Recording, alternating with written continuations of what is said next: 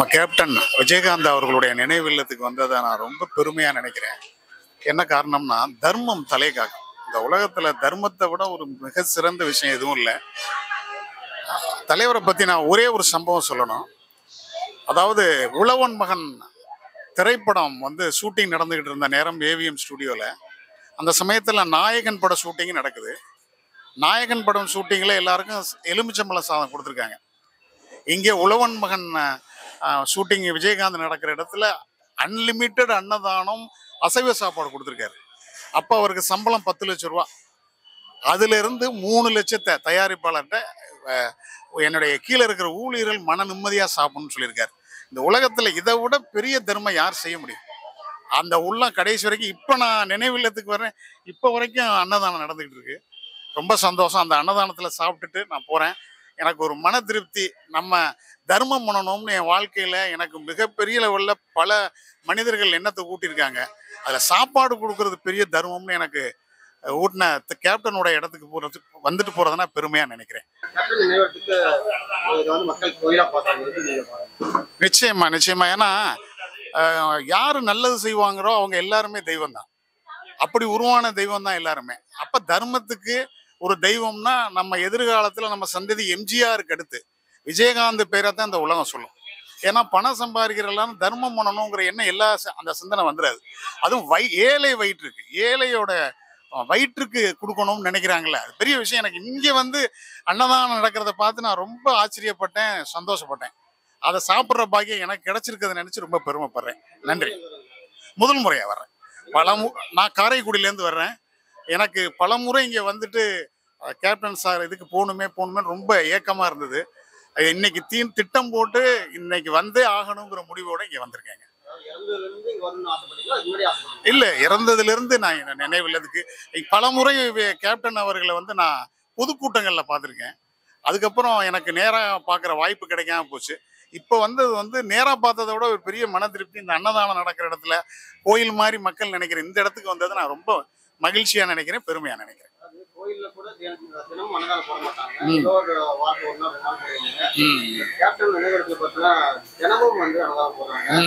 அதாவது ஒரு விஷயத்தை பெருமைக்காக செய்ய தெரியாது கேப்டனுக்கு.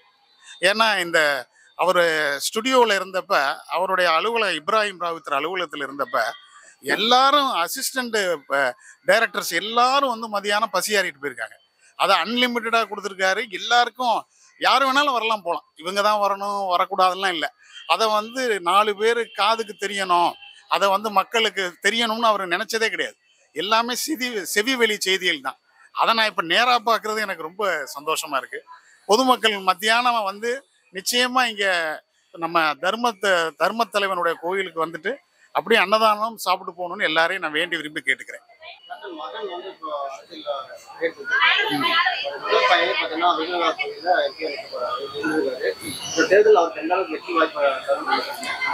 நான் ஒரு விருதுநகர்ல பிறந்தவனா இருந்தா நிச்சயமா விஜயகாந்த் அவருடைய மகனுக்கு தான் வாக்களிப்பேன். ஏன்னா அந்த தர்மத்தை அவர் மேலும் தொடருவார்னு எனக்கு தெரிஞ்சு விருதுநகர்ல அவருக்கு வெற்றி வாய்ப்பு மிக பிரகாசமா இருக்குன்னு தான் நம்புறேன்.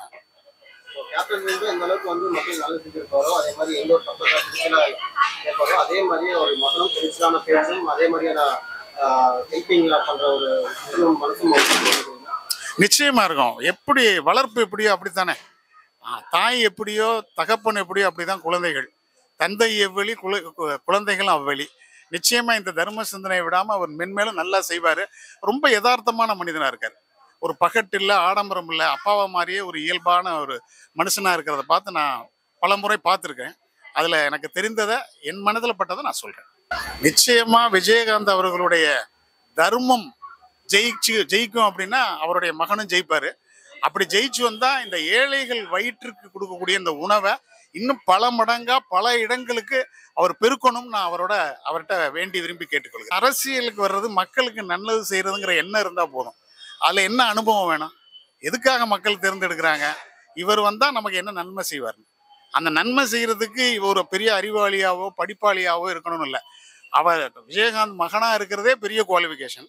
அதுக்கு மேலே அவருக்கு என்ன குவாலிஃபிகேஷன் வேணும்? அதுலேயே தர்ம சிந்தனை அடங்குது. எல்லாமே அதுக்குள்ளேயே வந்துடுது. எல்லாமே நடைமுறையில் புரிஞ்சுக்கொள்ளக்கூடிய விஷயம். இதற்கு எந்த அரசியல் அனுபவம் வேண்டாங்கிறது என்னுடைய அபிப்பிராயம். அவருக்குன்னு ஒரு ஓட்டு வங்கி நிச்சயமாக உருவாகி இருக்கும். அது யாராலையும் தடுக்க முடியாது. ஏன்னா அது வந்து அவர் தலைவர் அவருக்கு உண்டான அந்த ஈர்ப்பு விசை இருக்கு. அது போக அவருடைய மகன்னா அதுக்குன்னு ஒரு ஈர்ப்பு விசை இருக்கு. அது தனிப்பட்ட முறையில் அது இருக்கு. அது இந்த தேர்தல் மூலமா நிச்சயமா அது வெளியே தெரியும், மக்களுக்கும் அது புரியும்.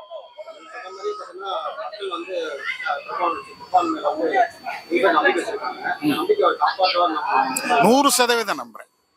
அதாவது தாய் தந்தையர் எப்படியோ அப்படித்தானே பிள்ளைகளும். அதை ஊட்டி ஊட்டி தானே அவங்க வளர்த்துருப்பாங்க. வேற என்ன அவங்களுக்கு 4 பேருக்கு தர்மம் செய்யும் தான் சொல்லி அப்பா வளர்த்துருப்பாரு தவிர வேற எதுவும் சொல்லி அவரை வளர்த்துருக்க போறது இல்லை. அப்பா எது செய்யறாங்களோ அதை கூர்ந்து கவனிச்சிருப்பாங்க பிள்ளைங்க. நிச்சயமா அவர் முதல் வேலையா தர்மத்துல இருப்பாரு, தர்ம சிந்தனையோட வாழ்வாருங்கிற நம்பிக்கை ஒரு இளைய தலைமுறையில் இருக்கிற அவருக்கு நான் சொல்ற வாழ்த்தும் வெற்றியும் இதுதான். காரைக்குடி வீட்டுல இருந்து பார்க்கும்போது ஒரு மாதிரி டிவியில பார்த்துருக்கீங்க, டிவியில பார்த்துருக்கீங்க இடத்த முதல் முறையா நீங்க உள்ள என்டர் ஆகும்போது டிவியில பார்த்ததுக்கும் நேர்ல பார்க்கறதுக்கும் நீங்க ஏதாச்சும் டிஃபரன்ஸ் தெரியுது? நிச்சயமா இருக்கு. இன்னும் ஒரு 20 வருஷத்துல இது ஒரு கோவிலா மாறிடும். ஏன்னா கிராமத்து திருவிழாக்களுக்கு வருவாங்க மக்கள். அப்போ கிராமத்து மக்கள், படிப்பு இல்லாதவங்க, சராசரியான வருமானம் உள்ளவங்க எல்லாரும் இங்கே தான் இருக்காங்க. சென்னைக்கு வந்தா எப்படி எம்ஜிஆர் சமாதியை சுத்தி பார்க்குறவங்களோ அதுக்கு இணையா எதிர்காலத்தில் விஜயகாந்த் சமாதியும் அவங்க சுத்தி பார்ப்பாங்க. இன்னும் இன்னும் ஒரு 20 வருடங்களுக்கு இது ஒரு கோயிலா நான் வந்து பார்ப்பேன். நானும் கடவுள் கிருபையில அப்படி இருப்பேன்னு நினைக்கிறேன். அப்போ வந்து இதையும் நான் பார்க்கறதுல பெருமைப்படுறேன். கேப்டன் இருந்து அவர் புதைக்கப்பட்ட இடத்துல வந்து மக்கள் வந்து கோயில் அப்படின்னு சொல்லி சொல்றது காரணம் என்ன? அந்த அளவுக்கு அவர் ஏழைகள் மனசுல இடம் பெற்றிருக்காரு. சும்மா ஒரு இடம் வந்து மக்களுக்கு ஈஸியா கிடைச்சிடாது. இப்ப எனக்கு என்னன்னா விஜயகாந்த் அப்படின்னா நான் ஏன் தர்மத்தை பத்தியே திரும்ப திரும்ப பேசுறேன்னா, தர்மத்தை எனக்கு ஆள் மனசுல ஊட்டினது அவர் தான். பவர் ஆஃப் தர்மம், பவர் சென்டர் ஆஃப் தர்மம் விஜயகாந்த் அப்படின்னு நினைக்கிறேன். அதனால அன்னமிட்ட எல்லாருமே தெய்வம் தான். அதனால மக்கள் வந்து அவரை வந்து பார்க்க வர்றப்ப வந்து ஒரு நமக்கு சாப்பாடு போட்டவர், யாருக்கோ சாப்பாடு போட்டிருப்பாரு, ஆனா இவங்க தனக்கு சாப்பாடு போட்டதா நினைச்சிட்டு ஒவ்வொரு மக்கள் வர்றாங்க. நானும் அப்படிதான் வர்றேன். அதனால தர்மம் இருக்கிற எல்லா இடமும் கோவில். அதனால இந்த இடமும் சாதாரண சராசரி யதார்த்தமான மக்களுக்கு இதுதான் சிறந்த கோவில் நான் சொல்லுவேன். எல்லா மக்கள் வார்த்தைக்கு வார்த்தை கேப்டன் பண்ண தர்மம் தர்மம் சொல்றீங்க. பொதுவாக வந்து தர்மம் தலை காட்டுன்னு சொல்லியிருக்காங்க. கேப்டன் அவர் வந்து தர்மம் காப்பாற்றுறாரு. ஏன் இல்ல அப்படி சொல்ல முடியாது. ஏன்னா மனிதன் உயிரோடு இருந்தாதான் அவரை வெற்றி பெற்றதெல்லாம் அர்த்தம் இல்லை. இறந்த பின்பும் ஜெயிச்சு நிற்கிறார்ல. இப்ப நான் விஜயகாந்த் அவர்களை தனிப்பட்ட முறையில் நேராக வந்து சந்திக்க முடியாது. அவர் உயரத்தில் இருக்கார், அவருக்கு நேரம் இருந்தால் என்னை சந்திப்பார். ஆனால் இங்கே வந்து அவரை சந்திக்க முடியுதுன்னா, அவர் இறந்த பிறகு சந்திக்க முடியுதுன்னா அந்த அன்பு இருக்குல்ல, அதுக்கு மேலே அவர் என்ன சம்பாரிச்சு வச்சுட்டு போகணும். அவரை எந்த காலத்திலையும் கைவிடாது.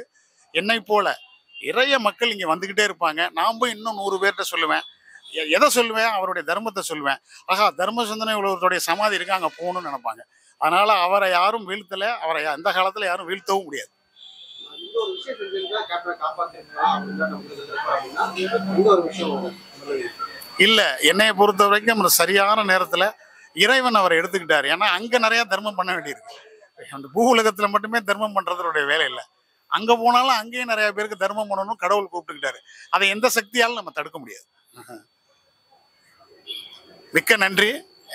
ஒரு எளியவனை வந்து இவ்வளவு நீங்கள் இன்டர்வியூ பண்ணி கேட்டுக்கிட்டது, இது பல மக்களுக்கு போய் சென்றடைஞ்சா அதை விட மகிழ்ச்சி எனக்கு எதுவும் இல்லை.